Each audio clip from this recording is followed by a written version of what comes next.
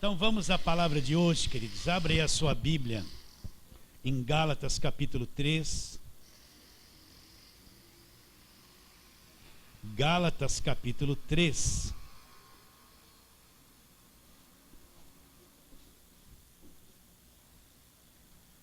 E nós vamos ler versículos 1 a 5. Então você preste bastante atenção no que nós vamos ler e falar. Isso aqui é um assunto muito sério e que tem que ser compreendido e crido. E crido porque está na palavra de Deus. Ainda que repitamos algumas coisas, é muito importante você absorver a palavra que vamos falar hoje, que diz, Gálatas 3, 1 a 5. Ó Gálatas insensatos, quem vos fascinou a vós outros, ante cujos olhos foi Jesus Cristo exposto como crucificado? Quero apenas saber isso de vocês ou de vós. Recebestes o Espírito pelas obras da lei ou pela pregação da fé? Sois assim insensatos que, tendo começado no Espírito, estáis agora vos aperfeiçoando na carne? Terá sido em vão que tantas coisas sofrestes, se na verdade for em vão? Aquele que vos concede o Espírito que opera milagres entre vós, porventura o faz pelas obras da lei ou pela pregação da fé? Vamos orar. Deus, que quer que conheçamos a verdade, abra o nosso entendimento, Senhor. Aqui estão esses irmãos, eu sei que é só pelo Espírito que a gente entende a verdade, não tem outro mecanismo. Assim, abra o nosso entendimento, daqueles que vão nos ouvir pela internet. Abra o nosso entendimento, é o que mais desejamos, mais do que o ouro, mais do que a prata, mais do que as riquezas desse mundo. Queremos entendimento da verdade da tua palavra. Assim, crendo, oramos pela fé em nome de Jesus. Amém. Então, Paulo faz uma pergunta para os Gálatas insensatos. Paulo diz, quem vos fascinou a vós outros, ante cujos olhos foi Jesus Cristo exposto como crucificado? O que aconteceu com os Gálatas? Você já sabe. Paulo pregou o evangelho da graça de Deus. Como diz, expôs o Cristo crucificado, de onde vem a graça de Deus. João Batista diz, a lei foi dada por intermédio de Moisés, mas a graça e a verdade vieram por meio de quem? Por meio de Jesus Cristo. Então Paulo expôs o Cristo crucificado, pregou a obra da cruz para os Gálatas, ensinou sobre a graça de Deus, tudo direitinho. Depois vieram o pessoal da lei, o pessoal da circuncisão, da salvação por obras, da pregação do Velho Testamento, do jugo. E chegaram aos Gálatas e disseram, não, só o que Cristo fez na cruz não é suficiente, esse é o problema. Você precisa guardar o sábado, se circuncidar, fazer campanha, fazer voto, fazer propósito, você precisa subir no monte, eu estou usando os dias de hoje. Você precisa, o que aconteceu com os Gálatas? Eles perderam aquela visão da graça de Deus, do Cristo crucificado. E se voltaram para a lei e começaram a andar para trás. Pode ver que no começo da carta aos Gálatas, Paulo diz no versículo 6, capítulo 1, admira-me que estáis passando tão depressa. Depressa de quê para quê? Daquele que vos chamou na graça de Cristo para outro evangelho. O que é esse outro evangelho que Paulo está dizendo? Que não é a graça de Cristo.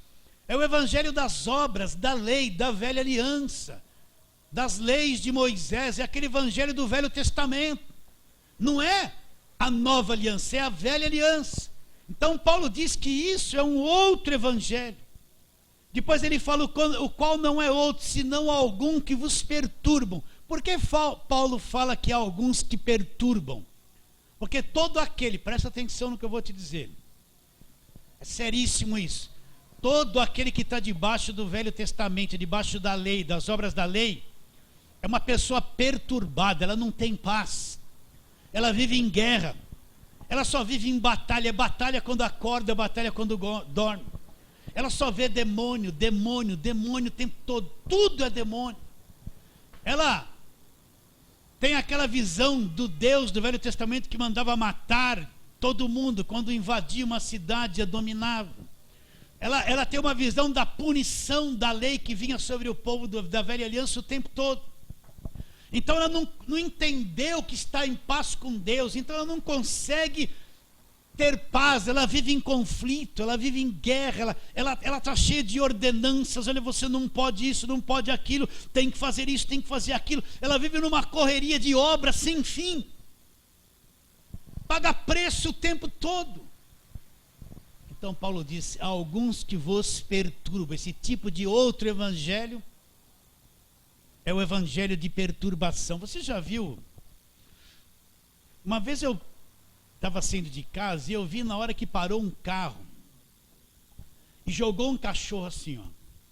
Provavelmente um cachorro domesticado que viveu lá há muito tempo, mas dava aparência de ser um cachorro mais velho. E o carro acelerou, foi embora, abandonou aquele cachorro em volta da aliança, onde eles abandonam os cachorros. Eu olhei para aquele cachorro ali, eu estava indo lá para o Berga, né, comprar pãozinho. E eu vi aquele cachorro, entrou em pânico, ele não sabia se ele corria atrás do carro. Aí o carro se perdeu, ele não foi atrás, ele ficava olhando assim, ó, desesperado, sem saber para que lado ele estava, num lugar totalmente perdido. O próprio dono havia entregado ele ali naquele local e o abandonado. Um cachorro, eu vi isso. Então é assim o crente que está debaixo de lei. Ele está perdido, ele não sabe para onde vai. Ele está em crise, é como se ele fosse abandonado no meio das guerras, das lutas, dos julgos, dos votos, dos sacrifícios, dos demônios, que ele fica, não tem paz. É o evangelho da perturbação. Então por isso que Paulo diz: alguns que vos perturbam e querem perverter o evangelho de Cristo, o evangelho da graça de Deus. Mas ainda que nós, ou mesmo um anjo vindo do céu, vos pregue evangelho que vá além do que temos pregado, seja o quê? Maldito. Presta atenção. Isso aqui está na Bíblia e é verdade. Se vier alguém pregar o evangelho que vá além do evangelho que Paulo pregava, evangelho da graça de Deus, seja maldito. Olha a palavra que Paulo usa. Anátema quer dizer maldito. E Paulo acrescenta mais ainda, ele diz, assim como ele diz: mas ainda que nós, ou mesmo um anjo vindo do céu, vos pregue o evangelho que vai além do que temos pregado, seja maldito. Assim como já dissemos e agora repito: se alguém vos prega o evangelho que vai além do que recebestes, seja anátema. Paulo está alertando o perigo que os gálatas estão correndo. E depois Paulo vai dissertando esse assunto até chegar no capítulo 3, onde Paulo pergunta para os gálatas justamente isso: olha, quero apenas saber isso de vós: recebestes o Espírito Santo pelas obras da lei ou pela pregação da fé? Essa é a pergunta. A maior riqueza que um homem e uma mulher pode ter é o Espírito Santo, é Deus na pessoa do Espírito Santo habitando no coração dele. Nas outras religiões, o Deus é um Deus sempre externo, é uma imagem, é uma estátua, é uma cruz, é um Deus externo. Mas na nova aliança, no cristianismo, a visão que o povo do Velho Testamento tinha de Deus era um Deus do monte, do trovão, do relâmpago, ou dos santos, um Deus externo.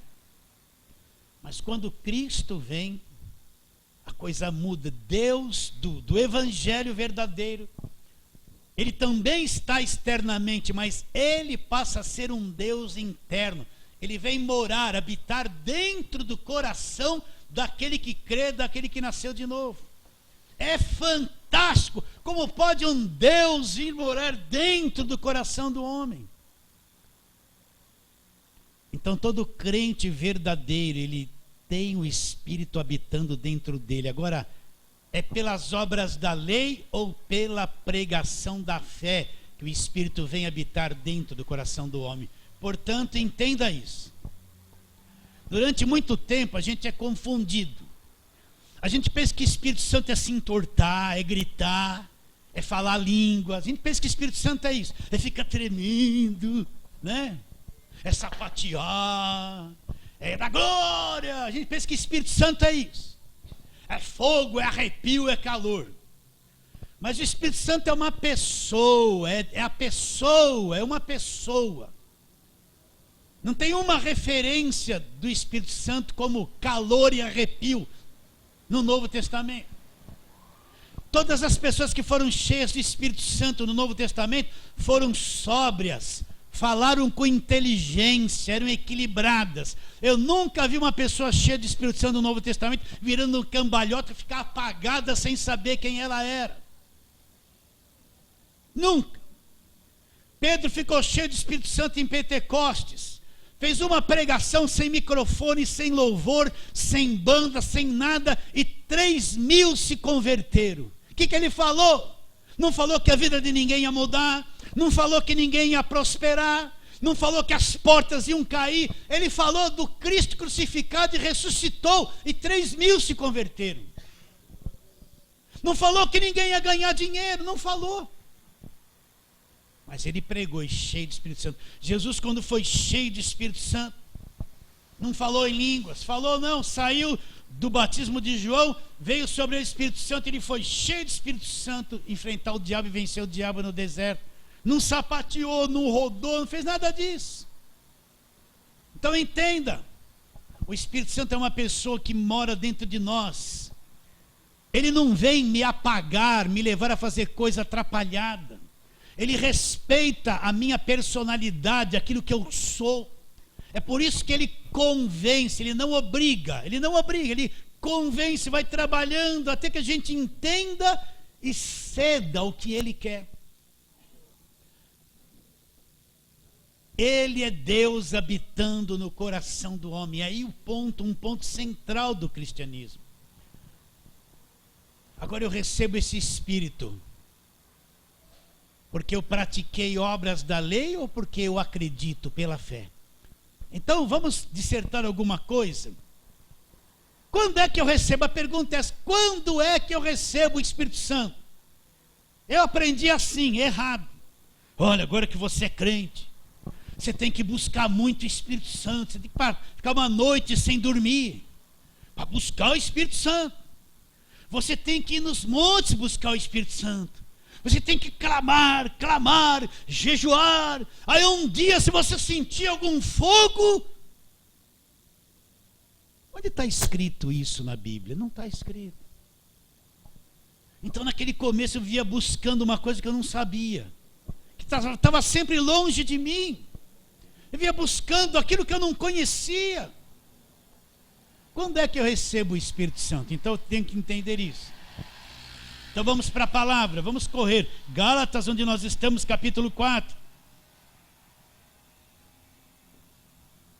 E vamos ler, versículo 4 a 7, bem rápido. Vindo, porém, à plenitude do tempo, Deus enviou seu Filho, nascido de mulher, nascido sob a lei, para resgatar os que estavam sob a lei, a fim de que recebêssemos a adoção de filho. Agora presta atenção, versículo 6. E porque sois filhos, enviou Deus ao nosso coração o Espírito de seu Filho que clamava Pai.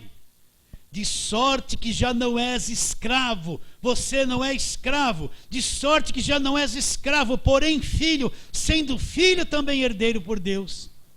Então quando eu me torno filho, quando eu creio no Senhor Jesus Cristo, eu recebo como único e suficiente Salvador, nasci de novo, eu me torno um filho. Instantaneamente Deus envia ao meu coração o Espírito Santo.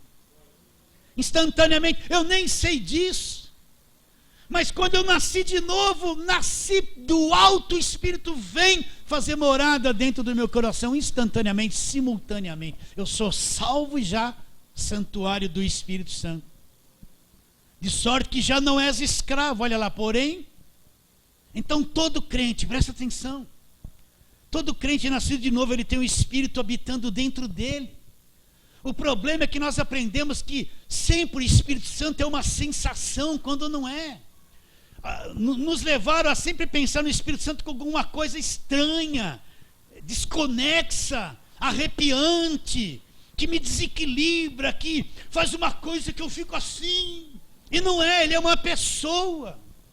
Uma pessoa que não te pega pelos cabelos e te chacoalha e te obriga a fazer alguma coisa. Então, quando a gente entra na igreja, primeiro nos dá essa impressão do Espírito Santo. E aí eu não sinto essas coisas, eu penso assim, o Espírito Santo não está em mim, mas está. É que não me foi ensinado e me levar a crer que Ele está em mim desde o dia que eu nasci de novo. Você é salvo? Sim. Então o Espírito Santo está dentro de você. Agora você tem uma alma problemática, você tem um mundo emocional, ele é tão forte, ele é dinâmico para o mal, ele traz sentimentos ruins, você vive uma turbulência interior. Então às vezes você quer sentir o Espírito Santo, e a tua alma está cheia de turbulência, e você não sente, parece que ele não está, mas ele está. Não tem nada a ver o Espírito Santo com as tuas emoções, com a tua alma, ele está em você. Mesmo me sentindo mal, acredita nisso ou não? Então, porque eu sou filho, Deus enviou meu coração o Espírito do seu Filho que clama, Abba Pai. Vamos lá, Efésios 1:13, que diz: em quem também vós, depois que ouvistes a palavra da verdade, o evangelho da vossa salvação, tendo nele também crido, fostes selados com o Espírito Santo da promessa, o qual é o penhor da nossa herança até o resgate da sua propriedade em louvor da sua glória. O que Paulo diz? Em quem também vocês, depois que vocês ouviram a palavra da verdade. O que é a palavra da verdade? Ele diz, o evangelho da vossa salvação. Paulo não tem em mente Moisés, não tem em mente Eliseu, não tem em mente Elias, não tem em mente Davi, não tem em mente ninguém do Velho Testamento. Nada do Velho Testamento. Ele diz assim, quando vocês ouviram a palavra da verdade. O que é a palavra da verdade? O evangelho, as boas novas de grande alegria, as boas notícias, o evangelho da vossa salvação. Quando você acreditou no evangelho, selado com o Espírito Santo. Antigamente a gente pensava assim, se eu não falo em línguas, eu não estou selado com o Espírito Santo. Mas não é nada disso. Quem diz que falar em línguas é ser selado com o Espírito Santo? O que é o selo? Você comprou um imóvel, já te dei 1000 vezes esse exemplo. Comprou lá um apartamento, deu glória a Deus, ficou feliz, vai num cartório de registro de imóveis, faz a escritura, registra, está no seu nome. É a garantia. Se alguém falar isso é meu, você põe na cara dele, está aqui. A escritura diz, é meu, eu paguei e comprei, é o registro. Você está entendendo ou não? É a prova de que aquilo é teu. O que é ser selado com o Espírito Santo? É a escritura. Deus vem e lavra a escritura e põe em mim. Esse aí é meu filho. O meu espírito habita nele. É a escritura de que ele pertence a mim. É o selo, é a prova de que ele pertence a mim. Então, quando o diabo olha para um crente verdadeiro, e o crente verdadeiro não tem medo do demônio, não tem medo, ele sabe que essa pessoa selada com o Espírito Santo é propriedade de Deus, está escrito lá, entende isso ou não? Você acredita nisso? Então, quando eu ouvi a palavra da verdade é o evangelho, as boas novas de grande alegria. O evangelho começa com a vinda de Jesus Cristo no mundo, é a nova aliança. E quando eu criei nisso, eu fui selado com o Espírito Santo da promessa, o qual é o penhor, é a garantia. O que é o penhor? A garantia de que Deus vai cumprir na minha vida todas as promessas que Ele fez. É o penhor. Antigamente a gente ia na Caixa Econômica, tinha uma joia, estava precisando de dinheiro, penhorava ela, pegava um dinheiro com a intenção de devolver. Eles avaliavam, olha, com isso aqui eu só posso emprestar isso. Se você não devolvia, eles vendiam aquilo, recuperavam. A joia penhorada era uma garantia de que aquilo seria pago. Ou você pagava, ou eles vendiam. O que é o penhor do Espírito? Ele está em nós. Deus mandou um penhor para dentro de nós para provar, olha, o Espírito Santo é o penhor, é a garantia de que tudo que eu prometo no Evangelho para você vai ser cumprido na sua vida e é verdadeiro. Vai ser cumprido. Não tem como não ser.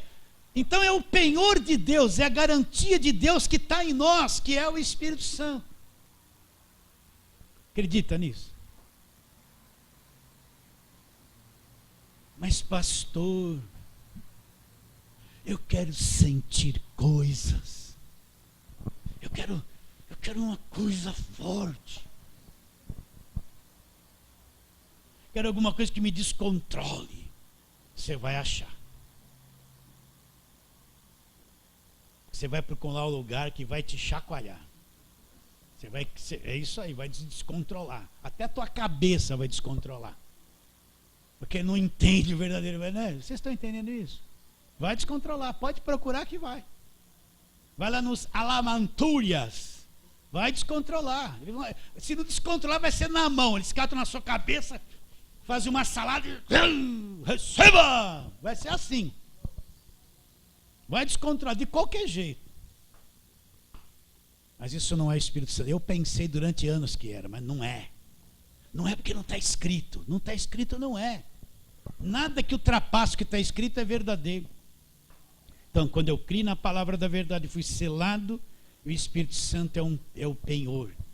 Agora, entenda isso. Olha para o Velho Testamento. Deus começou mandando Moisés construir um tabernáculo. Aquele tabernáculo era onde Deus estava, onde se faziam os sacrifícios, tinha o lugar santo e o lugar santos dos santos. Depois de Davi veio o rei Salomão, que construiu o templo. Então, quando inaugurou o templo, desceu aquela fumaça, a glória de Deus encheu o templo. No Velho Testamento são essas coisas. A casa de Deus era um templo construído por mãos, coisa física. Mas quando Cristo vem, cumpre a velha aliança, estabelece a nova aliança, então o templo deixa de ser, não tem mais sentido o templo. Por quê? Porque Deus cria um novo templo. O templo são as pessoas que acreditam nele e que passam a ser habitação do Espírito Santo. Então o verdadeiro templo de Deus no Novo Testamento não é parede, não é telhado, não é coluna, não é altar. O templo são as pessoas, somos nós que juntos formamos a igreja, que é o templo de Deus, onde o Espírito de Deus habita. Então, essa cabeça, essa visão de que tem um lugar santo construído com paredes, pode ser muito bonito, que Deus está lá, é falsa, não está em linha com a nova aliança, porque o templo são as pessoas onde Deus habita. Vamos lá, 1 Coríntios 3. Então olha aqui, o templo de Deus são vocês, somos nós. Nós juntos formamos o santuário onde existe a verdadeira adoração. Então 1 Coríntios 3, ele diz no versículo 16, olha lá: não sabeis que sois o templo do Espírito Santo, ou o santuário de Deus, o Deus que habita em vós? Se alguém destruir o santuário de Deus, Deus o destruirá, porque o santuário de Deus que sois vós é sagrado. Então o que ele pergunta aos coríntios? Vocês não sabem que vocês são, que nós somos o santuário de Deus, Deus que habita em nós. Então a igreja, formada por milhões e milhões de pessoas juntas, nós formamos o verdadeiro templo de adoração, onde o Espírito de Deus habita. Então perca essa visão de construções, tudo isso é muito bonito, de prédios coloridos, bonitos, tudo isso é areia, cimento, terra, cal, ferro, mas não é casa de Deus, não é templo de Deus. Templo de Deus são as pessoas onde o Espírito Santo habita. Então você é um templo de Deus, nós somos templo de Deus. Por isso que nós podemos adorá-lo em espírito. Onde é que Deus habita? Aqui dentro. Então eu sou o templo de Deus. Você acredita nisso ou não? Então por isso que é importante adorá-lo, nós juntos.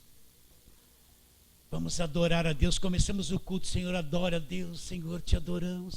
O templo de Deus está em adoração. Nós poderíamos estar num campo de futebol, sem nenhuma cobertura, sem nenhuma parede, nenhuma cadeira, mas nós seríamos o templo de Deus adorando. Vocês entendem ou não? Não tem local santo, é o homem que cria isso na religião. Este lugar é santo, este lugar Deus fala. Não, é coisa da cabeça do homem. Quando a igreja se reúne, pode ser numa casa, pode ser na rua, num campo, e adora a Deus. Olha o templo de Deus em adoração. Acredita nisso? É o que somos. Para te responder, recebeste o Espírito por obras da lei ou pela pregação da fé? Vamos ver mais um, 1 Coríntios 6, olha lá, 6, 19 e 20. Acaso não sabeis que o vosso corpo é santuário? Olha o santuário aqui do Espírito Santo. E onde está o Espírito Santo? Onde é que ele está? Olha que Paulo fala. Que está em vós, o qual vocês têm da parte de Deus, e que vocês não são de vocês mesmos. Nós somos o santuário do Espírito Santo, que está onde? Em nós. Onde está o Espírito? Em nós. E nós temos isso da parte de Deus, e nós não somos de nós mesmos.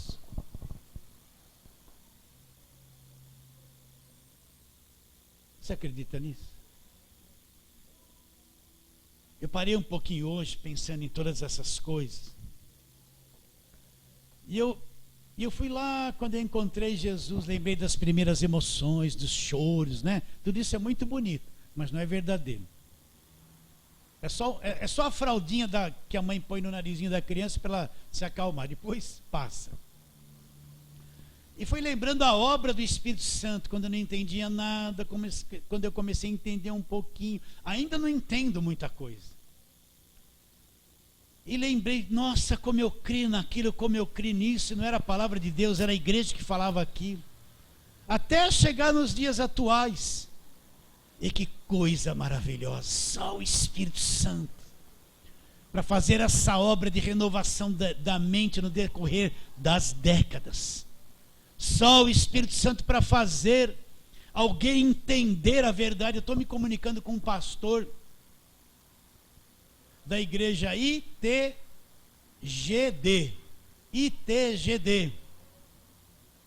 Tem um monte, né? ITGD, você já sabe, né? Lá da Bahia. Ele vai ouvir isso, vai ficar contente lá.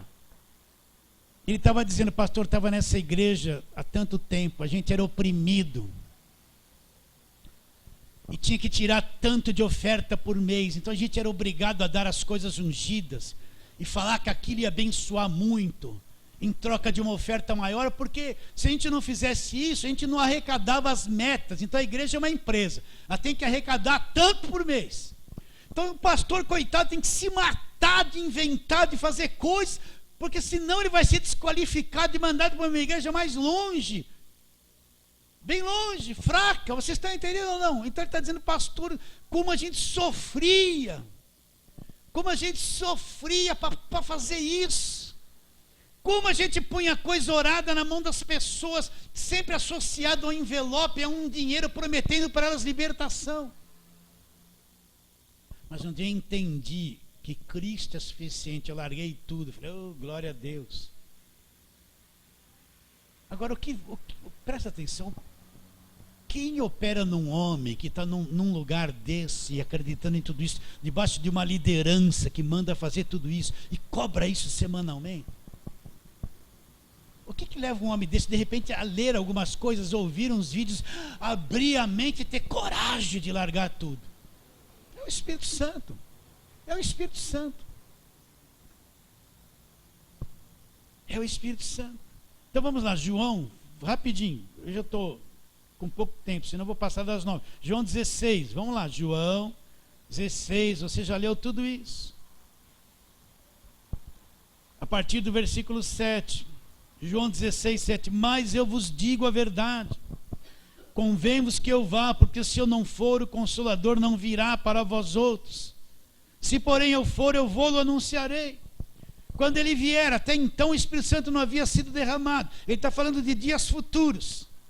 Quando ele vier, convencerá o mundo do pecado, da justiça e do juízo. Do pecado, olha lá, porque não creem em mim. Da justiça, porque eu vou para o Pai e não me vereis mais. Do juízo, porque o príncipe deste mundo já está julgado. Já está. Jesus nem tinha passado pela cruz. mas já tinha julgado o príncipe desse mundo. Tenho ainda muitas coisas que vos dizer, mas vós não podeis suportar agora. Porque Jesus não disse muitas coisas aos discípulos? Eles não tinham condições de entender ainda, estavam com a cabecinha muito pequena para entender. Então Jesus falou: tenho muitas coisas que vos dizer, mas vocês não podem suportar agora. Quando porém vier o Espírito da verdade, o que vai acontecer? Ele vos guiará a toda a verdade, porque não falará por si mesmo, mas dirá tudo que tiver ouvido e vos anunciará as coisas que hão de vir. Mas quando viesse o Espírito Santo, Jesus tinha muitas coisas que dizer, mas eles não podiam compreender ainda. Uma pausa para isso aqui. Paulo foi aos Coríntios, e Paulo diz no capítulo 13, eu, irmão, quando fui ter convosco, eu não vos pude a falar como a espirituais, mas falei como crianças em Cristo. Eu ia dar para vocês um alimento sólido, uma coisa profunda, mas vocês ainda não podiam suportar, então eu tive que dar leite para vocês. Paulo chegou aos Coríntios com a intenção de falar coisas profundas do Evangelho, mas encontrou lá uma igreja criança, tudo criancinha, tudo na carne, cheio de probleminhas entre eles mesmos. Paulo não pôde falar as coisas profundas. Por quê? Porque eles não tinham coração para entender, não tinham cabeça para entender, não podiam suportar, não entender nada. Paulo tinha que dar leite para ele, leitinho, aquelas coisinhas bem ralinhas, fracas, porque eles não cresceram. Então é a mesma coisa. Tem um monte de gente ainda só acredita no leite, só tem condições de leite, não pode falar coisas profundas. Jesus falou: tenho muito que vos dizer, mas olhava para os apóstolos: Pedro ainda vai me negar, todos eles vão fugir, vão me abandonar. Eu nem posso adiantar certas coisas que eles não têm ainda coração para entender. Por isso que a revelação da palavra é uma coisa progressiva. Ela vai abrindo, na medida que vai crescendo, abrindo e crescendo, até que a pessoa vai adquirindo uma maturidade na verdade sólida dentro dela. Tem certas pessoas que você não pode falar certas coisas, elas não entendem. Você vai falar alguma coisa, mas você fala: a cabeça dele como está longe, não vai entender, é melhor nem falar, para não estragar, para não dar problema, porque ainda não tem condições de entender. Mas é o Espírito Santo que faz, que abre, e que no tempo certo dá condição das pessoas entenderem. Ele vos guiará a toda a verdade. Só mais um, João 14, volta 2 páginas aí, 26. Mas o Consolador, o Espírito Santo, a quem o Pai enviará em meu nome. Presta atenção, meus irmãos, quem é que ensina? Pastor, o senhor está falando aí toda hora, mas não sou eu que estou te ensinando, só estou falando. Não, pastor, não, eu sou a voz. Você acredita nisso? Eu não preciso convencer ninguém, ainda bem, Senhor. Eu não preciso me esforçar com isso, ainda bem, é Ele que é o verdadeiro mestre. Ai, que peso Ele tirou de sobre mim. Quem não entendeu ainda está se matando. Quem não entendeu isso está se matando, tentando convencer a pessoa no reio, na marra. Olha lá. Mas o Consolador, o Espírito Santo, a quem enviará em meu nome, esse vos ensinará todas as coisas. Olha lá, não somente isso, e vos fará lembrar. De vez em quando um irmão consigo mesmo se surpreende. Pastor, eu fui falar de alguma coisa com uma pessoa, de repente me veio tanta coisa na mente, no coração. Ele vos fará lembrar. Mas por que veio tudo isso na sua mente, no seu coração? Porque você está ouvindo no estudo bíblico, ouvindo, o depósito vai aumentando. Então quando precisa sair, tem o que sair, tem conteúdo. Ele vos fará lembrar. E a pessoa fica até surpresa: nossa, como eu falei. Ele vos fará lembrar o que? De tudo que Jesus tem dito. Ele vos fará lembrar, ensinará e vos fará lembrar. Durante muito tempo eu me preocupava em fazer as pessoas entenderem. Mas hoje esse fardo, eu fiquei até mais gordo. Esse fardo saiu da minha cabeça, graças a Deus. É Ele que faz. Obrigado, Jesus, estou livre. É Ele que faz a pessoa entender. Eu só preciso falar. Quem come arroz e feijão todo dia? Faça assim com a mão. Você come a mesma coisa todo dia? É gostoso arroz com feijãozinho, né? Todo dia. Nós vamos fazer a campanha do feijão, tá bom? Falou, tá mais caro que arroz quase, né? Não, mas eu vou pedir feijão para vocês mesmo, viu? Para deixar aí, para dar para algumas pessoas. Mas, você come arroz e feijão todo dia? Teu corpo precisa dele? Pastor, o senhor repete muito as coisas. Arroz e feijão todo dia. Vocês entendem isso? Eu ouço a palavra da cruz hoje e entendo assim. Daqui a um tempo eu entendo assim. Daqui a um tempo eu entendo assim. Daqui a pouco eu estou entendendo assim. Daqui a pouco eu estou vendo. E não tem fim. A revelação não é em um minuto. É um processo contínuo de crescimento dentro de mim. Então tem que rodar, é assim, é uma circunferência. Pega as verdades do Evangelho, vai rodando, passando elas aqui, passa lá, vai rodando, refazendo, vai rodando. Arroz e feijão de todo dia. É isso que vai fazer com que o Espírito Santo me revele, abra o meu entendimento. Eu tenho que ouvir 1, 10, 15, 20 vezes as mesmas coisas. Ou mais, ou 30, até que aquilo se torne vivo dentro de mim. Ele nos ensinará todas as coisas. É Ele que faz a obra. O que eu vejo hoje,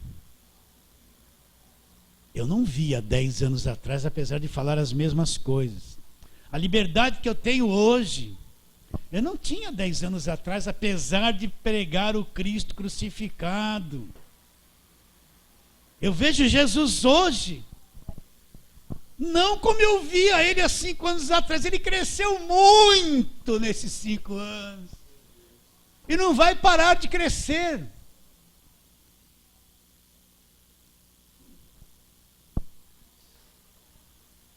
E a revelação vem vindo, vem vindo, vem vindo. Agora eu vou brincar com você.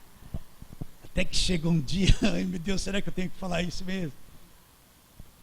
Vou fazer que nem os falsos apóstolos. Posso? Hã? Aí, mas será que vai? Ó, já estou te enganando. O quê? É mesmo? Você já viu isso? Viu como eu sei fazer direitinho que nem eles? Podia enganar a igreja toda. Mas é isso mesmo, eu posso? Ah, Deus falou que eu posso. Então,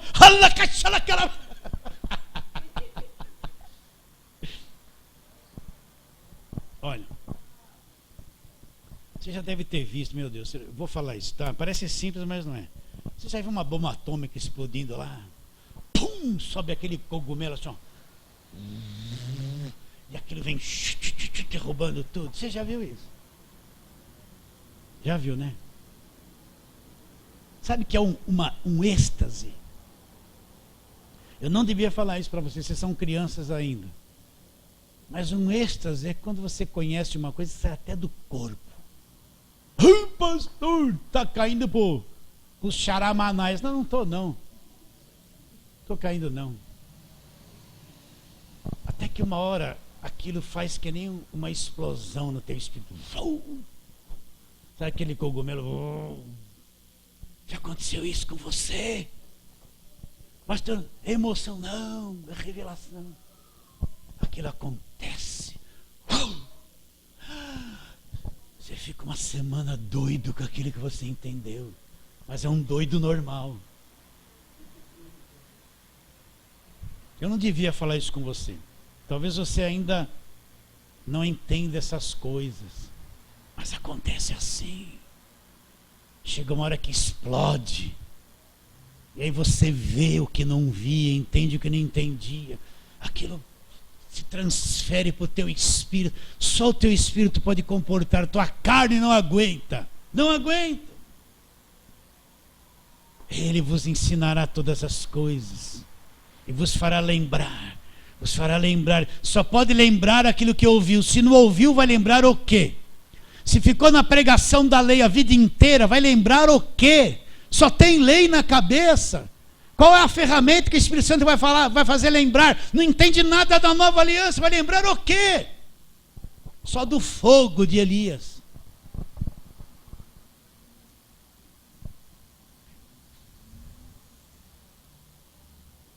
Primeiros Coríntios 2, vamos lá.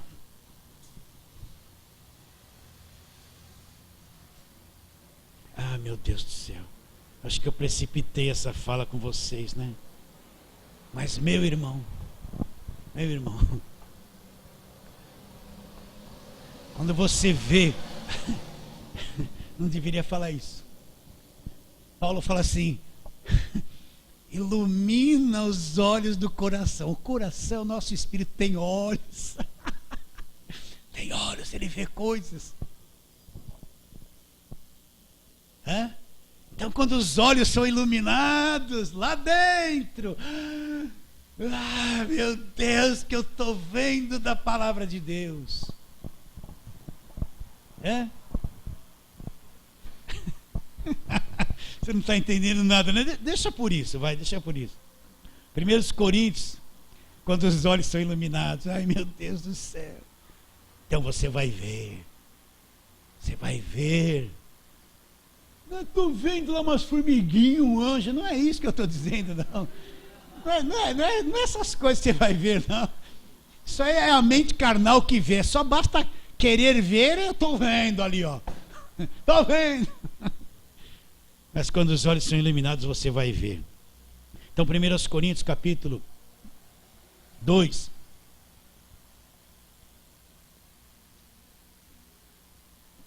Versículo 9. Nem olhos viram, nem ouvidos ouviram, nem jamais penetrou em coração humano que Deus tem preparado para aqueles que o amam. Mas como que Paulo soube, mas Deus nolo revelou pelo Espírito. Como que aconteceu, Paulo? Deus nos revelou o Espírito. Porque o Espírito a todas as coisas perscruta, até mesmo as profundezas de Deus. Porque qual dos homens sabe as coisas do homem, senão seu próprio Espírito que nele está? Assim também as coisas de Deus, ninguém as conhece, senão o Espírito de Deus. Olha o versículo 12. Ora, nós não temos recebido o Espírito do mundo. Olha, ora, nós não temos recebido o Espírito do mundo. Nós, igreja, não recebemos Espírito do mundo. Está bem claro isso na sua mente? Mas o que nós recebemos? É sim o Espírito que vem de Deus. Com qual finalidade recebemos o Espírito que vem de Deus? Para que conheçamos. Para que conheçamos, que tenhamos entendimento, que enxerguemos, que conheçamos o quê? O que por Deus nos foi dado, já foi dado. De que forma? Gratuitamente. Então vou ler de novo com calma. Ora, nós não temos recebido o Espírito que vem do mundo, e sim o Espírito que vem de Deus, para que conheçamos. Para que conheçamos, recebemos o Espírito que vem de Deus, para que conheçamos o que por Deus nos foi dado como? De graça, gratuitamente. Ele quer que conheçamos o que nos foi dado gratuitamente. Onde eu conheço isso? No Evangelho. Romanos 8, vamos lá, rápido. Gálatas, Coríntios está antes, Romanos 8. 16. Não, Romanos 8, 16. Vou ler o 15 também. Porque não recebestes o espírito de escravidão. Presta atenção, igreja. Não recebestes o espírito de escravidão para viverdes outra vez cheios de medo, atemorizados. Mas recebestes o espírito de adoção, baseado no qual clamamos Abba Pai. O próprio Espírito Santo testifica com o nosso espírito. O que é testificar? É atestar, confirmar. Então o Espírito Santo testifica com o nosso espírito o quê? Que somos os filhos de Deus. Então dentro de nós, o Espírito Santo testifica com o nosso espírito, você é filho de Deus. Por isso que aquele que é salvo sabe que é salvo.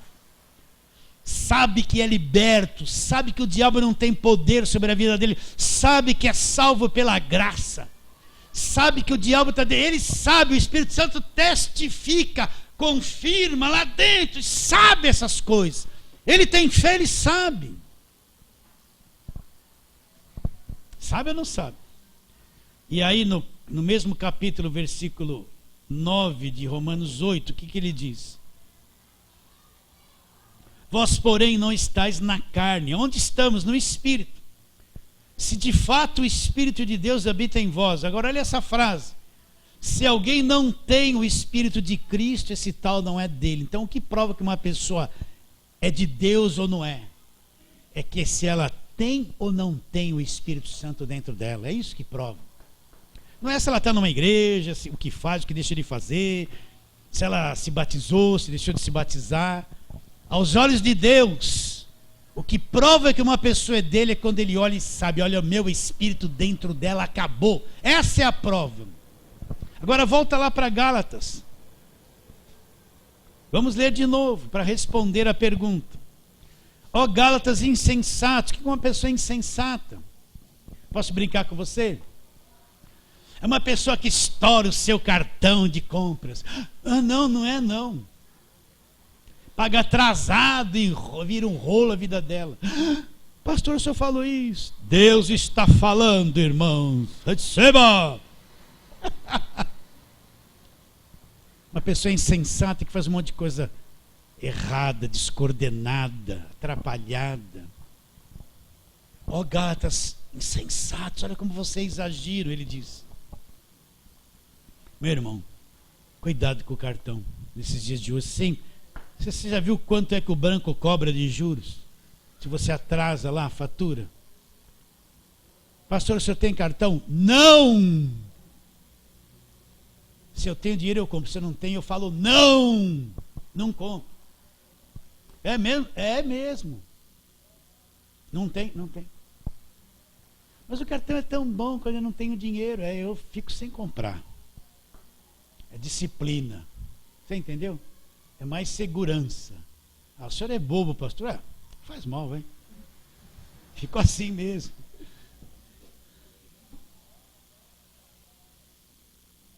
A pessoa liga para mim, pastor, estou numa luta financeira. Eu falo, tá bom, ora por mim. Eu falo, mas antes de orar, vamos conversar. Por que você está na luta financeira? Aí ele conta o histórico. Você fala... Então não foi o diabo, foi você que causou essa luta financeira, viu, meu irmão? Não é nenhum devorador, é você mesmo. Você é o seu próprio devorador. É você. Porque você que fez tudo isso. Como é que vai comprar um carro, vai pagar 2? Vai comprar um celular de 1.000, pagar 1.600 nele, lá no Magazine, não vou falar o resto do nome. Você vai fazer isso e acha que está legal. Continua. Agora vem pedir oração, tem que se arrepender de ter feito um monte de coisa errada, dar R$600 a mais para um celular de 1.000. Tem que se arrepender disso. Fica lá com aquele fraquinho, pretinho, até ter dinheiro para pagar à vista.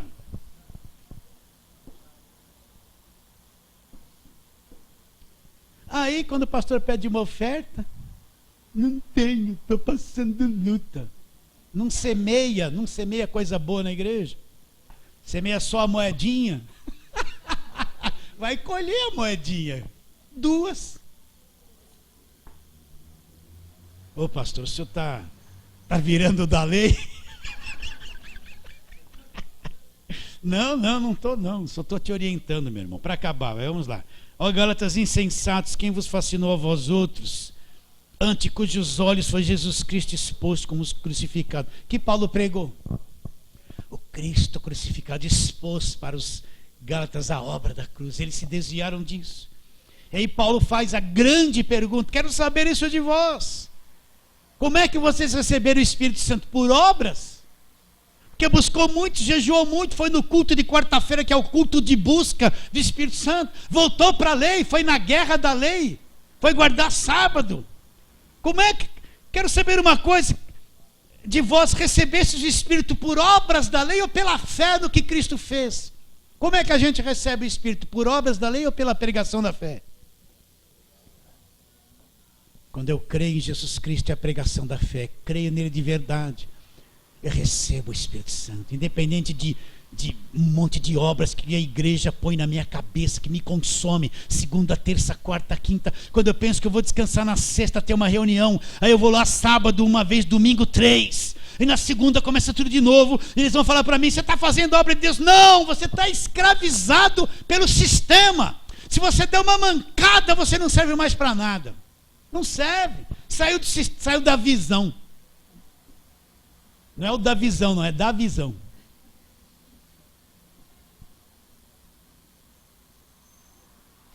Recebestes o Espírito por obras da lei ou pela pregação da fé?